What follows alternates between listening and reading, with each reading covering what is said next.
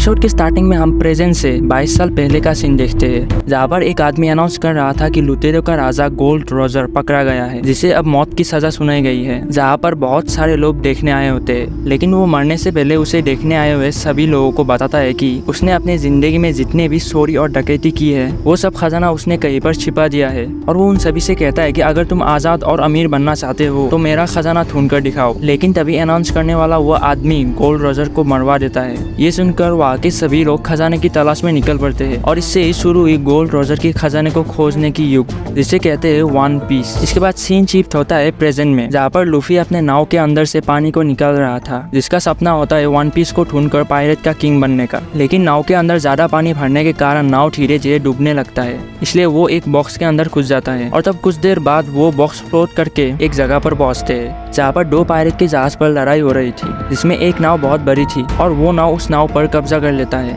जिसका कैप्टन है अलविदा नाम का एक लेडी, जिस पर 50 लाख का इनाम होता है। और वो उस नाव के कैप्टन को जोरो के बारे में पूछती है, जिस पर वो आदमी अलविदा को कहता है कि जोरो हमारे नाव में ही था और उसने 66 आइलैंड का टिकट बुक किया था। लेकिन ये पूछने के बाद अलविदा उसे वहीं पर मार देता है। इसके बाद रात को एक लड़का जो कि इस नाव पर नौकर था, उसे वहाँ पर एक बॉक्स हिलता हुआ मिलता है, इसलिए वो उस बॉक्स को खोलने के लिए जाता है, जिस पर लूफी होता है, जिससे वो लड़का घबरा जाता है। लेकिन लूफी उसे चुप करा देता है और फिर लूफी वहाँ पर खाना ढूंढने लगता है। इस पर वो लड़का, जिसका नाम है कोबे, वो उसे बताता है कि यहाँ पर अलविदा से पहले कोई भी खाना नहीं खाता है और वो इस जहाज का कैप्टन है। और तब लूफी वन पीस के बारे में उसे बताता है, जो कि एक ग्रैंड लाइन की जगह पर है। इस पर कोबे लूफी को बताता है कि वो जगह पायरेट का कब्रिस्तान है, अगर तुम वहाँ पर गए तो कभी भी वापस नहीं आ पाओगे। इसके बाद कोबे लूफी को एक छोटी सी नाव के जरिए उसे भागने को कहता है, लेकिन तभी अलविदा और उस नाव के क्रू मेंबर नींद से जाग जाते हैं, जिस पर लूफी उन सभी को अपने पायरेट का किंग बनने के बारे में बताता है। लेकिन उस पर सभी हंसने लगता है और वो सभी उन दोनों पर हमला करने लगता है। और तब लूफी अपने हाथ को लंबा करके अलविदा को घुसा मार देता है, जिससे कि वो बहुत दूर जाकर गिरता है, जिसमें वहाँ के सभी लोग ये देखकर शॉक जाते हैं। दूसरी तरफ हम जोरो को देखते हैं, जो कि 66 आइलैंड पर होता है, जहाँ पर एक आदमी आता है जो कि जोरो का 3 दिनों से पीछा कर रहा था।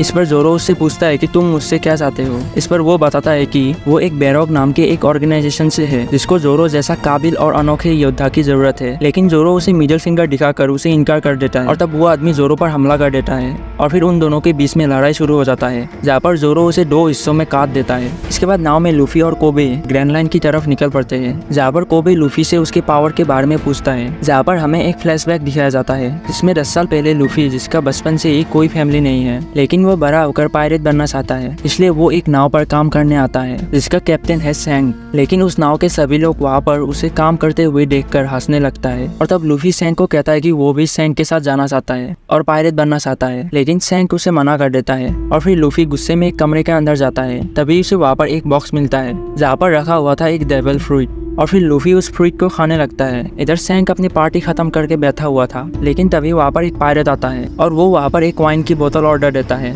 लेकिन सैंग की पार्टी की वजह से सब वाइन खत्म हो चुकी थी, इसलिए सैंग अपनी वाइन उसे पीने के लिए देता है। लेकिन वो आदमी गुस्से में आकर उस बोतल को तोड़ देता है और सैंग को बेइज्जत करके वहाँ से चला जाता है। लेकिन लूफी ये सब देख लेता है, इसलिए लूफी गुस्से में वहाँ से बाहर आने की कोशिश करता है। तब सैंग उसका हाथ पकड़ लेता है, लेकिन उस डेविल फ्रूट के कारण लूफी का हाथ लंबा होता ही जा रहा था। यहाँ पर सीन कट करके प्रेजेंट में आते हैं, जहाँ पर लूफी कोबे से पूछता है कि तुम्हारा सपना क्या है, मतलब तुम अगर फ्री होते तो तुम क्या करते। इस पर कोबे बताता है कि वो एक मरीन सोल्जर बनना चाहता है, जिसकी मदद से वो कमजोर लोगों की हेल्प करना चाहता है। लेकिन उन दोनों को ग्रैंड लाइन जगह को ढूंढने के लिए उन्हें पहले मैप को लाना होगा, जो कि इस वक्त मरीन सोल्जर के बेस पर है। इसके बाद दूसरी तरफ एक लड़की को दिखाया जाता है, जहां वो लड़की 2 लोगों से मदद मांग रही थी, लेकिन वो लड़की किसी तरह उन दोनों को बेवकूफ़ बनाकर नाव पर कब्जा कर लेता है। इसके बाद हमें सेल्स टाउन यानी कि मरीन सोल्जर्स की बेस को दिखाया जाता है, जहाँ पर लूफी और कोबे पहुँच चुके थे। लेकिन पहले वो दोनों एक होटल में जाते हैं, तभी वहाँ पर जोरो भी पहुँच जाता है, साथ ही वो लड़की जिसे हमने कुछ देर पहले देखा था, क्योंकि वो लड़की भी उस मैप को चुराने आई होती है।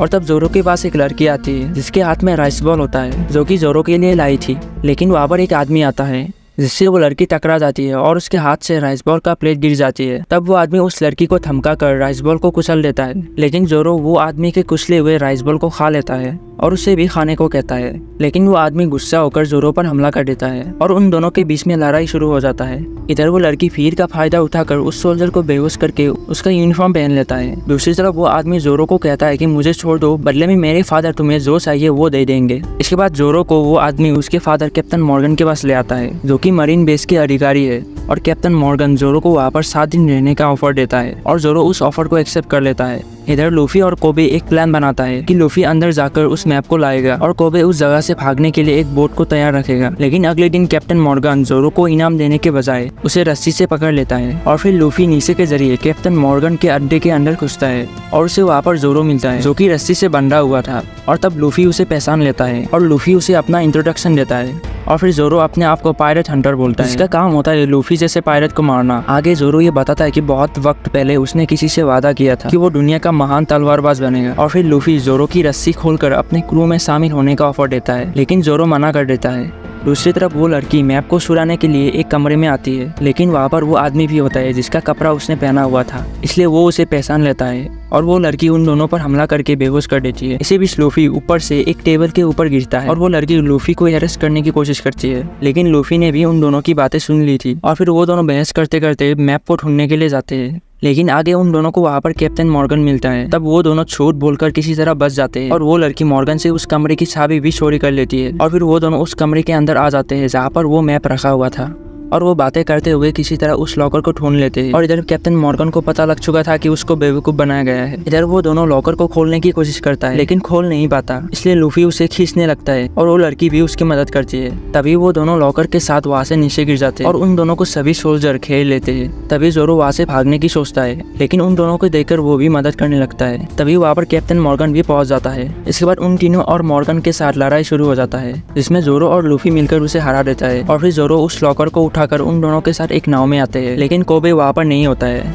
और तब मॉर्गन का बेटा वहाँ पर आकर उन सब पर गन टांग देता है, लेकिन तभी कोबे आकर उसे घुसा मार देता है। तब लूफी कोबे को जल्दी से चलने को कहता है, लेकिन कोबे उनके साथ ना जाकर एक मरीन सोल्जर बनने का डिसाइड करता है। इसके बाद वो तीनों वहाँ से निकल पड़ते हैं और फिर एक जहाज पर गार्प नाम के एक आदमी को किसी ने मैप चोरी होने के बारे में इन्फॉर्म कर देता है। दूसरी तरफ एक आदमी अपने कैप्टन को कह रहा था कि मरीन की बेस पर 3 पायरेट ने ग्रैंड लाइन की मैप को चोरी करके भाग गया है और फिर हमें उस कैप्टन का फेस दिखाते हैं। इसी के साथ वन पीस का एपिसोड 1 यहीं पर खत्म हो जाता है।